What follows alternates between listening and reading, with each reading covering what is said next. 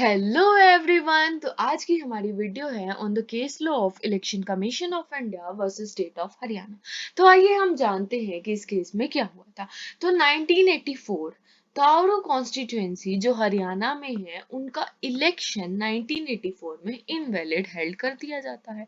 अब भाई election invalid हो गया तो सीट खाली हो जाएगी, तो सीट गॉट एम्प्टी। तो हमें क्या करना है, हमें बाय इलेक्शन करना पड़ेगा इस सीट को फिल करने के लिए ताकि कोई इस सीट पर आ सके।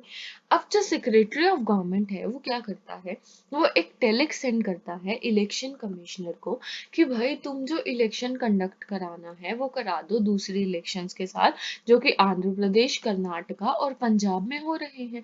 तो तुम क्या करो भाई, तुम बाद में इलेक्शन करवाओगे, अगले हरियाणा के इलेक्शन 1987 में है, तो तुम तब तक का वेट करोगे।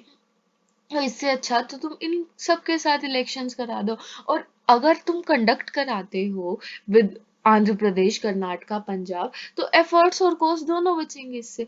अब जो इलेक्शन कमीशन ऑफ इंडिया है वो क्या करता है, वो नोटिफिकेशन इश्यू कर देते हैं कि हाँ भाई साथ में जो है ये इलेक्शंस कंडक्ट किए जाएंगे।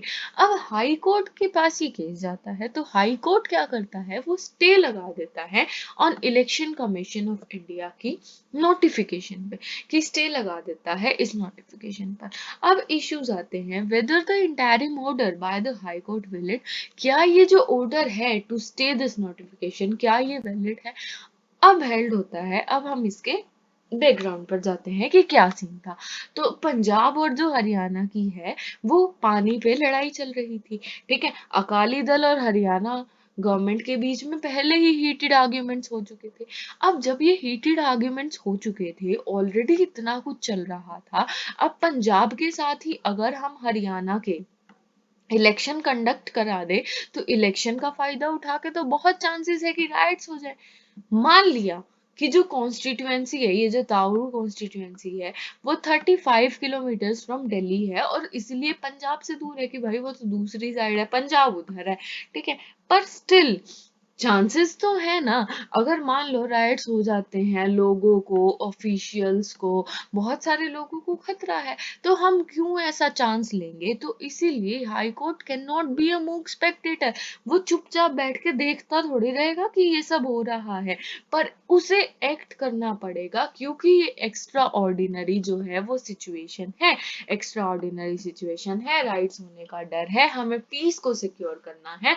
और हाई कोर्ट की रिस्पॉन्सिबिलिटी है कि वो चुपचाप बैठ के नहीं देखेगा।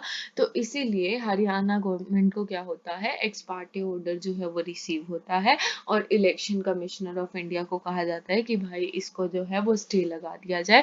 और सुप्रीम कोर्ट कहता है कि ये जो है हाई कोर्ट ने डिसीजन लिया है इस नोटिफिकेशन पर स्टे लगाकर ये अलाउड है और ये बिल्कुल सही है, इसमें कोई भी प्रॉब्लम नहीं है, ना ये आर्टिकल 329 को वायलेट कर रहा और ये कुछ भी ऐसा नहीं कर रहा। हाई कोर्ट ने जो भी डिसीजन लिया है it is well with in its jurisdiction.